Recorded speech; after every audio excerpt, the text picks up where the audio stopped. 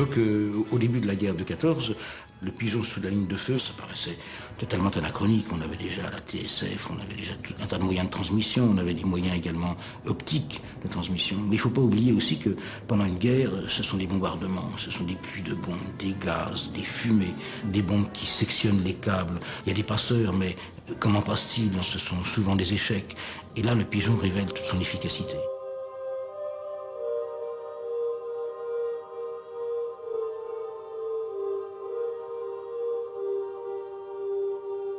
En février 1915, après 5 mois de guerre, il est demandé à un colombophile du Nord, M. Leroy-Béhague, de mettre en place l'organisation d'un service de pigeons voyageurs. Le 31 juillet, le général Mazel rend compte des premières expériences dans son secteur. 128 pigeons ont été lâchés, aucun ne s'est perdu. 4 pigeons ont été lâchés le 20 juillet pendant un bombardement très violent à Reims. Ils ont accompli le trajet de Béthenay à Reims en 8 minutes. Et il conclut: ce mode de liaison peut rendre les plus grands services pour maintenir les contacts entre les points d'appui considérés et le commandement.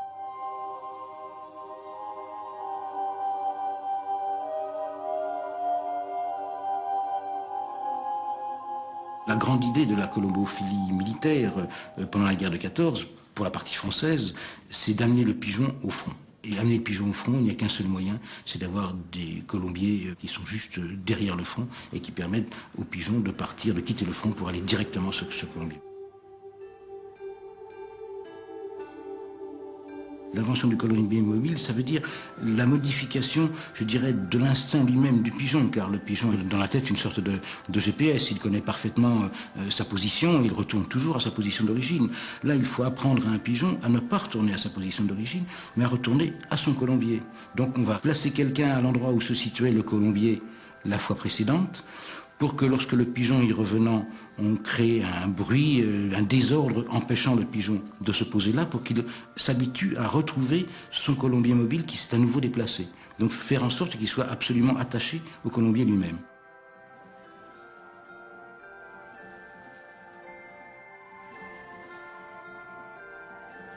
Sur les lieux du combat, le pigeon n'était pas nourri, on n'y marquait aucune affection de façon à ce qu'il ait hâte de retourner à ce colombier mobile.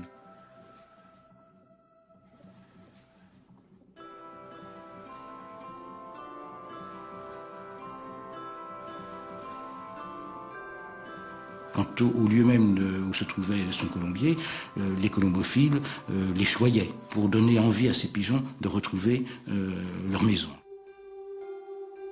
Il est surprenant quand on voit ces images de colombophiles sur l'arrière, à quelques kilomètres du front, avec des pigeons sur la tête, sur les épaules. Ça semble totalement invraisemblable, alors qu'on est à quelques kilomètres des lieux de bataille. Mais ces colombophiles sont dans leur rôle et se battent aussi.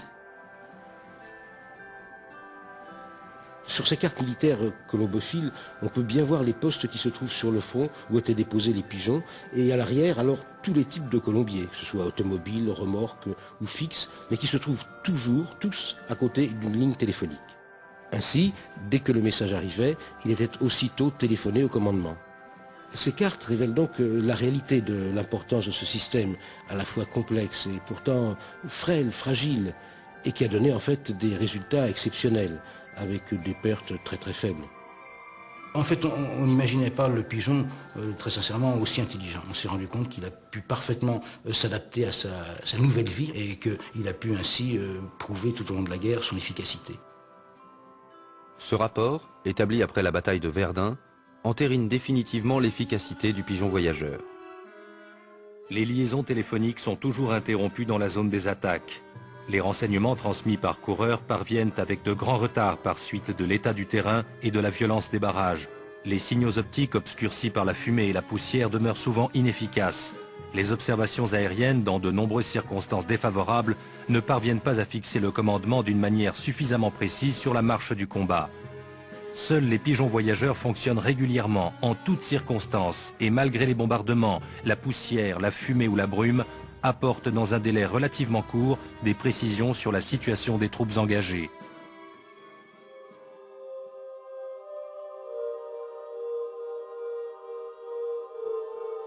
Certes, le pigeon n'a pas gagné la guerre de 14, mais enfin, on peut dire quand même qu'il y a contribué. Il faut songer un peu à la vie de ces hommes sur les tranchées sans arrêt pilonnées, des compagnies décimées. Quelquefois, ils n'étaient plus que l'ombre d'eux-mêmes.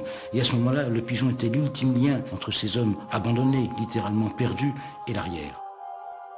Le quartier du Bec est en entier sous la boue liquide. De nombreux cadavres enlisés ne pourront être enlevés. Les abris font défaut.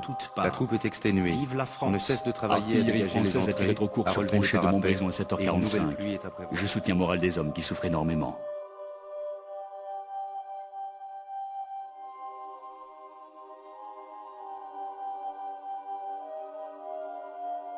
Tous les messages que ramèneront ces pigeons du front sont très révélateurs de la misère, de la détresse dans laquelle se trouvaient ces gens-là. Alors, bien sûr, on a des messages d'information militaire, mais on a aussi des messages de désespoir, des messages d'adieu même. Mais souvent, lorsque le message arrive au colombier, il faut se dire que celui qui l'a écrit n'est déjà plus là.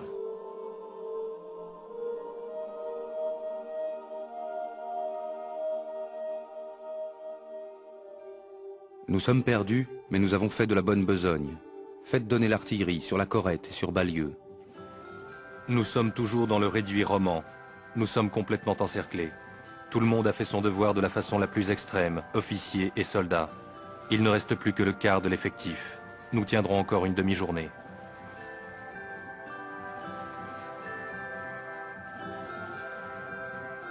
Combien de fois s'est envolé ainsi avec ces pigeons la vie des hommes qui leur confiaient ces messages? On comprend alors l'émotion de ceux qui ont recueilli ces oiseaux revenant du front, intoxiqués par les gaz, déchiquetés par les éclats d'obus, et qui venaient mourir parfois entre leurs mains.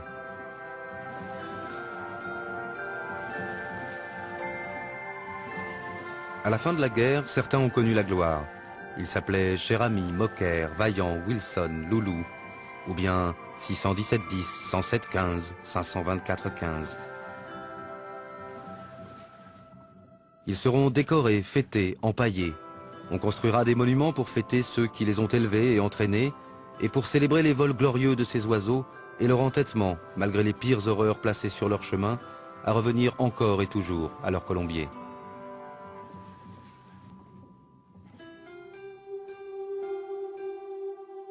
Durant les guerres suivantes, le pigeon continuera d'accomplir des missions militaires. Au cours du débarquement des Alliés sur les côtes de Normandie en 1944, certains des parachutistes qui sautaient en territoire ennemi emportaient encore avec eux un pigeon. Mais c'est sous son nom poétique de Colombe qu'il allait avoir les faveurs de la seconde moitié du XXe siècle. Les lâchers de Colombe vont se multiplier, accompagnant tous les grands événements pour leur donner un retentissement universel. Renouant avec son rôle ancestral de messager de paix et de joie, la colombe est aujourd'hui de toutes les fêtes.